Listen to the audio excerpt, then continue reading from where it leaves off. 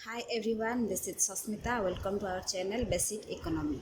In this video, we will discuss indifference curve analysis. Okay, let's start. Okay, the word utility. ठीक है, utility means हमने previous classes में पढ़ा था. Utility means the good which can satisfy human want. ठीक है, उसे utility कहते हैं.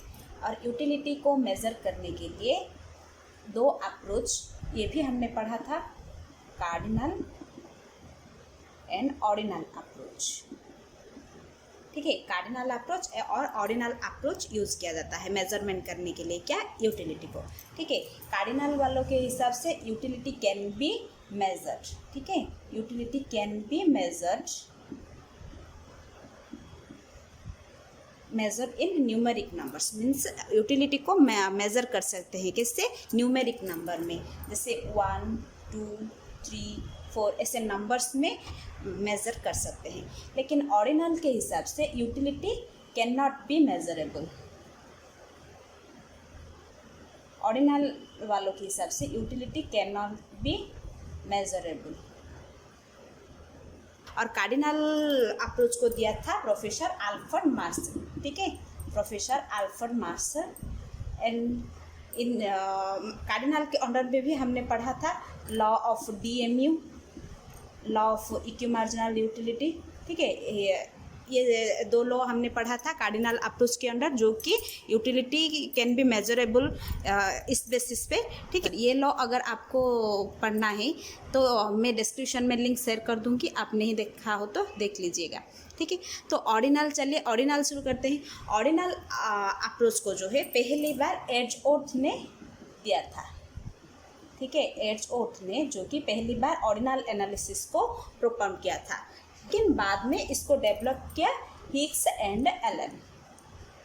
ठीक है, Hicks and Allen, Hicks and Allen means RGD Allen. ठीक है, ये दोनों इकोनॉमिस्ट ने जो कि ऑर्डिनल एनालिसिस को डेवलप किया है.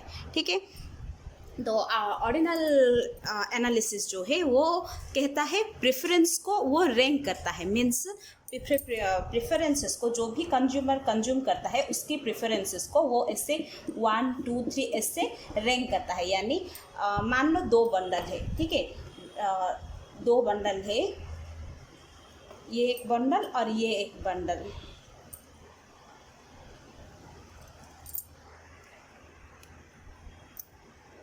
ठीक है, मान लो 2 बंडल है, ये एक बंडल और ये एक बंडल, ये ए बंडल है और ये बी बंडल है.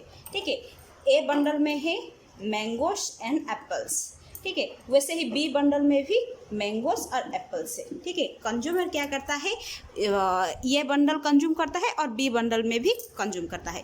तो वो कंज्यूम करके वो रैंक करता है, मतलब वो कंपेयर करता है ए बंडल ज़्यादा सेटिस्फेक्शन दे रहा है या फिर बी बंडल ज़्यादा सेटिस्फेक्शन दे रहा है.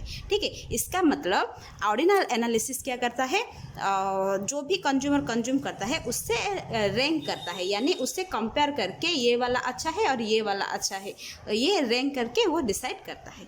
ठीक है, वो यूटिल्स में कार्डिनल की जैसे वो यूटिल्स में मेजर नहीं करता, बल्कि वो बताता है ये अच्छा है या ये अच्छा है, ये वो कंपेयर करता है. ठीक है, ये है ऑर्डिनल एनालिसिस. ठीक है, और हम ऑर्डिनल एनालिसिस में इंडिफरेंस कर्व का क्या काम, मतलब ऑर्डिनल वालों ने कर्व जो बना है उस कर्व को इंडिफरेंस कर्व कहते हैं. ठीक है, simply indifference curve means all those combinations of goods which yields same level of satisfaction to consumer. ठीक है, इंडिफरेंस कर्व यानी एक ऐसा कर्व जो कि कोई भी पॉइंट हो. ठीक है, एक कर्व में कोई भी पॉइंट हो उसे कंज्यूमर को सेम लेवल ऑफ सेटिस्फेक्शन देता है. ठीक है, हम ये जब टेबल और कर्व बनाएंगे तो हमें अच्छे से समझ पाएंगे. ठीक है, ठीक है, तो चलिए टेबल देखते हैं. कॉम्बिनेशन से ये देखिए, ये कुछ कॉम्बिनेशन से good X and good Y. ठीक है, गुड एक्स को हम सेम ही नाम देते हैं mango and apples, good Y यानी एप्पल्स. ठीक है, ठीक है, कॉम्बिनेशंस यानी कंज्यूमर अगर ए कॉम्बिनेशंस लेता है तो वो उसे मिलता है गुड एक्स यानी मैंगो की 1 मैंगो और 12 एप्पल्स उसे मिलता है, ठीक है, ए कॉम्बिनेशन में, ठीक है। तो अगर मान लो कंज्यूमर को एप्पल से ज़्यादा मैंगो पसंद है, ठीक है, एप्पल भी पसंद है लेकिन एप्पल से ज़्यादा मैंगो पसंद है, ठीक है, तो वो क्या करेगा इस स्टेज में कॉम्बिनेशन ए में उसको उतना सेटिस्फेक्शन नहीं मिलेगा क्योंकि उसके पास मैंगो कम है, ठीक है, इसीलिए वो क्या करेगा अगले कॉम्बिनेशन को जाएगा यानी कॉम्बिनेशन बी, ठीक है। तो वो एक्स्ट्रा 1 यूनिट, ठीक है, यहाँ पे 1 है 2 है, मतलब उसको एक्स्ट्रा 1 यूनिट मैंगो के बदले मैंगो चाहिए, ठीक है, तो मैंगो के बदले उससे कुछ एप्पल्स सेक्रीफाइस करना होगा, ठीक है, लेकिन यहाँ पे 12 है, यहाँ पे 8 है, ठीक है। यहाँ पे सेक्रीफाइस क्यों करना पड़ेगा क्योंकि उसके पास लिमिटेड मनी इनकम है, ठीक है, लिमिटेड रिसोर्सेस है, तो उससे यहाँ पे 2 मैंगो और 12 एप्पल वो पा नहीं सकता, ठीक है, उसके पास लिमिटेड मनी इनकम है, तो इसके लिए उसे कुछ एप्पल्स सेक्रीफाइस करना होगा, ठीक है, कुछ एप्पल्स गिव अप करना होगा, तो इसलिए वो एक एप्पल एक्स्ट्रा एप्पल पाने के लिए 4 एप्पल्स गिव अप कर देता है, ठीक है।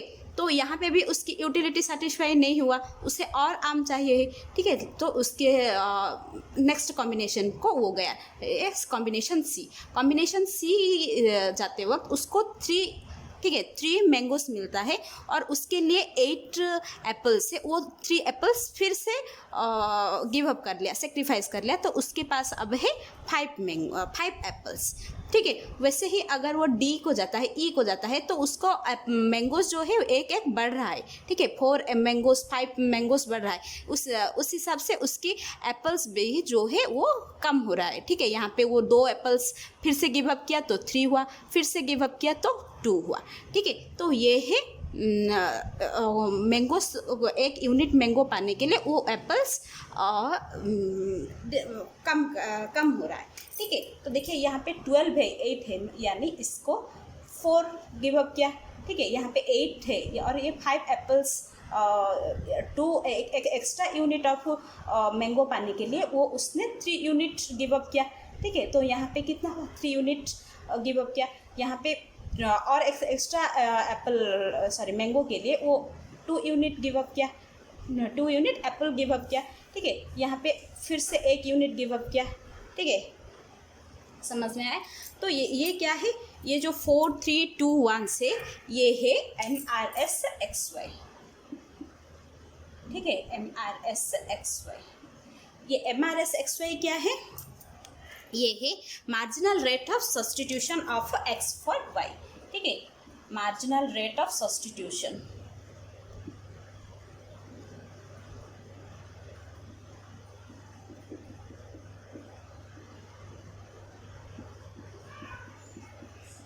x for y. Marginal rate of substitution means the rate at which consumer is prepared to exchange of x for y, ठीक है। इस मीन्स ये एक ऐसा रेट है जिसके बदले कंज्यूमर क्या करता है, कुछ और गुड्स की एक्सचेंज करने के लिए प्रिपेयर हो जाता है, ठीक है। देखिए यहाँ पे एक एक्स्ट्रा मैंगो के लिए 1 यूनिट एक्स्ट्रा मैंगो के लिए वो 4 एप्पल गिव अप करने के लिए तैयार है, ठीक है। तो यहाँ पे मार्जिनल रेट ऑफ सब्स्टिट्यूशन क्या होगा, 4 होगा, ठीक है।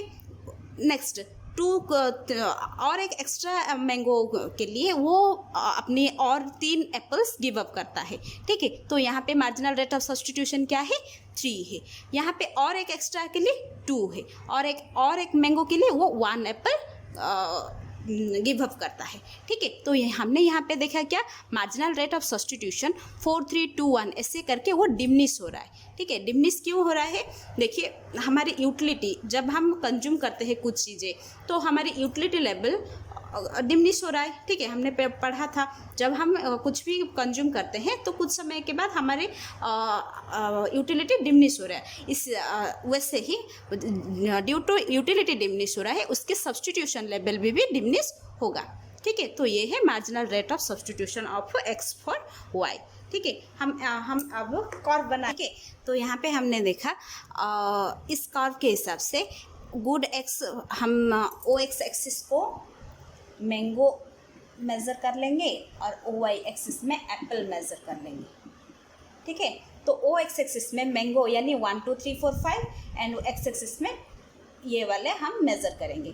तो हमने पहले कॉम्बिनेशन में गुड एक्स यानी 1 1 12 2 8, ठीक है 2 और यहाँ पे 8 3 5 गुड एक्स 3 एंड यहाँ पे बीच में आएगा 5, ठीक है 4 यानी गुड एक्स का 4 गुड वाई का 3, ठीक है बीच में आएगा।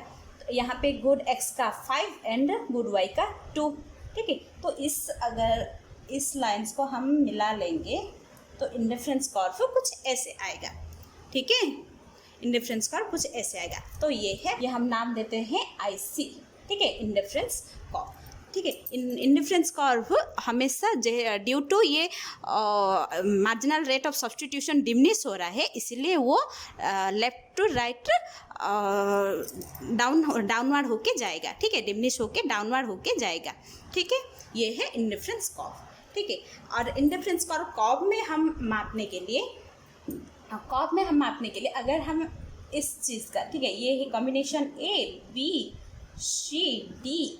ठीक है ये कॉम्बिनेशन से, ठीक है ये कॉम्बिनेशन से। तो यहाँ पे अगर हम मार्जिनल रेट ऑफ सब्स्टिट्यूशन निकालेंगे तो कैसे निकालेंगे, यहाँ पे इस, ठीक है अगर इस पार्ट में अगर हम मार्जिनल रेट ये कैसे निकालें, ये है डेल्टा वाई, ये है डेल्टा एक्स, ठीक है। तो हम यहाँ पे एक्स कर्व से अगर हम मार्जिनल रेट ऑफ सब्स्टिट्यूशन निकालेंगे तो फॉर्मूला है delta Y divided by delta X, ठीक है। डेल्टा वाई कितना है यहाँ पे 12 से 8 तक आया यानी 4 एंड डेल्टा एक्स 1 से 2 पे गया यानी 1 इक्वल्स 4, ठीक है। तो यहाँ पे A से B लेके मार्जिनल रेट ऑफ सब्स्टिट्यूशन क्या होगा 4 होगा, ठीक है। वैसे ही B से C यानी डेल्टा यहाँ से यहाँ तक, ठीक है कितना आएगा 3 डेल्टा वाई यानी ये डिफरेंस है 3 एंड 2 से 3 यानी 1 इक्वल टू 3, ठीक है। यहाँ ये सब्स्टिट्यूशन होगा 3,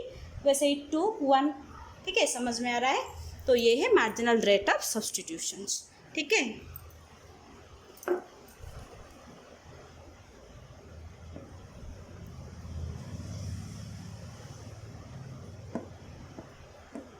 ठीक है ये है मार्जिनल रेट ऑफ सब्स्टिट्यूशंस।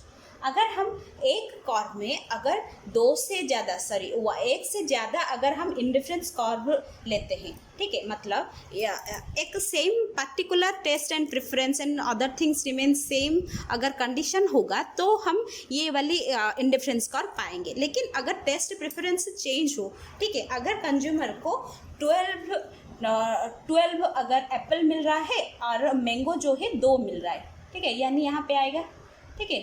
और 8 वैसे ही 8 उसको एप्पल मिल रहा है लेकिन मैंगो उसको 3 मिल रहा है, ठीक है यहाँ पे आएगा। और 5 अगर उसे एप्पल मिल रहा है और 4, ठीक है 4 उसको मैंगो मिलेगा, ठीक है यहाँ पे। वैसे ही यहाँ पे अगर उसे 2 एप्पल एंड 6 ये मिलता है, क्या मैंगो मिलता है, तो ये है अगर हम इसको जोड़ लेंगे तो और एक इंडिफरेंस कर्व आएगा, ठीक है। तो अगर हम मैंगो के लेवल और बढ़ा लेंगे, ठीक है तो और एक इंडिफरेंस कर्व आएगा, वैसे ही इंडिफरेंस कर्व और आएगा, ठीक है। ये है IC1 अगर हम देते हैं तो इसको IC2 IC3 IC4 ये सब इंडिफरेंस कर्व से, ठीक है नाम भी। तो इसमें क्या होगा, ये कर्व में हम कोई भी पॉइंट में हो, ये A पॉइंट में B C D E कोई भी पॉइंट में हो हमें सेटिस्फेक्शन सेम ही होगा, ठीक है। हमने यहाँ पे अगर A कॉम्बिनेशंस लेते हैं, B combination, C D E कोई भी कॉम्बिनेशन लो हमारी सेटिस्फेक्शन लेवल सेम ही है। लेकिन अगर हम IC1 के बदले IC2 में जाएंगे, ठीक है तो हमारी सेटिस्फेक्शन लेवल हायर होगा, ठीक है इन कंपैरिजन टू IC1, क्योंकि हमें यहाँ पे एप्पल तो 12 मिल रहा है, यहाँ पे 1 मिल रहा था मैंगो लेकिन यहाँ पे 2 मिल रहा है। तो इसका मतलब IC2 में हमें ज़्यादा प्रेफरेंस मिल रहा है, ठीक है ज़्यादा हमें गुड्स मिल रहा है। तो हम IC1 is greater than IC2, 2, ठीक है। वैसे ही IC3 is greater than IC2 and IC4 is greater than IC3, ठीक है। मतलब इसका मतलब अगर ऊपर इंडिफरेंस कर्व जाता है तो ऊपर वाले ज़्यादा सेटिस्फेक्शन देगा कंज्यूमर को, ठीक है। और अगर हम एक से ज़्यादा इंडिफरेंस कर्व बनाएंगे तो उसे इंडिफरेंस मैप बोलते हैं, ठीक है। क्या? इंडिफरेंस मैप, इंडिफरेंस मैप उसे बोलते हैं, ठीक है। तो ये है इंडिफरेंस कर्व एनालिसिस, ओके। तो हम अगर हम एजम्पशंस देखते हैं तो ये है कुछ एजम्पशंस इंडिफरेंस कर्व के, ठीक है। रेशनल यानी इकोनॉमिक्स में पहली फर्स्ट एंड फॉरमोस्ट एजम्पशन है रेशनल, ठीक है। तो कंज्यूमर को पता होना चाहिए उसकी प्रेफरेंस किस में ज़्यादा है, ठीक है। वो चूज कर सके किस चीज़ में उसको ज़्यादा प्रेफरेंस मिल रहा है, ठीक है। ये है एजम्पशन ऑफ रेशनल।